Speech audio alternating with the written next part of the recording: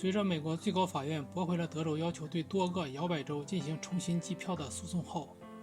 外界普遍认为美国总统特朗普自己已经无力再扭转既定的大选结果。然而屋漏偏逢连夜雨，纽约时报12月11日又报道称，接下来特朗普不但会失去总统的身份，同时也会失去总统身份带来的豁免权。而美国曼哈顿检察局在最近几周加大了调查力度，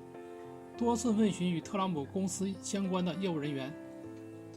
这意味着特朗普卸任后有可能面对多项刑事指控，甚至不排除出现一下台就入狱的最坏情况。更有甚者，俄罗斯媒体日前报道，俄罗斯国家电视台一位主持人表示，美国总统特朗普在其卸任后将前往俄罗斯寻求庇护，以逃过在美国受到的起诉和其他调查。俄罗斯军方人士也表示，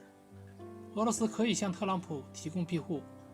但前提是特朗普要将其资产全部转移到俄罗斯。为什么特朗普还没下台，就有这么多对他不利的传言呢？其实还是有一定依据的。首先，特朗普在政界可以说毫无根基，与许多美国总统出身于政治世家，在政界有深厚根基，即便下台也没人敢搞反攻倒算不同。特朗普是从商界来的跨行者，他在政界可以说毫无根基。他和他的家族主营的房地产业在美国权贵阶层里面也上不得台面，那些人做的都是军火、能源、金融生意，比如搞石油的布什家族，搞金融的罗斯福家族等等。他下台后，这些人不但不会来拉他一把，反而会来踩上一脚。特朗普的死对头，美国国会众议院议长佩洛西就表示，一旦特朗普下台，他会努力将其送入监狱。其次，特朗普在任期间表现糟糕，别的不说，单单说应对疫情，美国作为世界上唯一一个超级大国，拥有世界一流的医疗水平，最重要的是拥有世界第一强大的综合国力，但是在疫情面前却不堪一击，最终一发不可收拾。这种窘境被归根为人祸，而这场人祸的始作俑者现在被认为是特朗普。应对疫情的失败引起许多民众不满，也让许多美国资本家大为恼火。此次大选中便有一些原本支持特朗普的金主倒戈去了拜登那边。第三，特朗普与军方关系恶劣。特朗普在今年9月发表讲话称，美军基本上还支持他，但军方高层就不敢保证了。他抨击军方高层都是战争贩子，与军火巨头勾结，想通过持续不断的战争让军火巨头谋取暴利。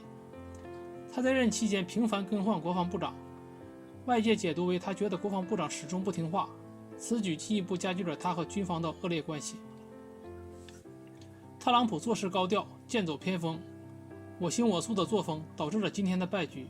如果一切按照美媒的剧本，特朗普将在2021年1月卸任总统后，立刻面临多项刑事指控的风险。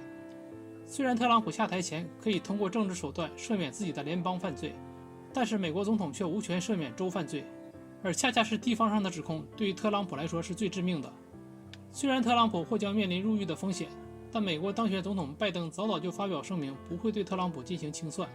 这相当于民主党表态不会主动发起政治清算。可特朗普面对的问题实在太多，尤其是前面提到的，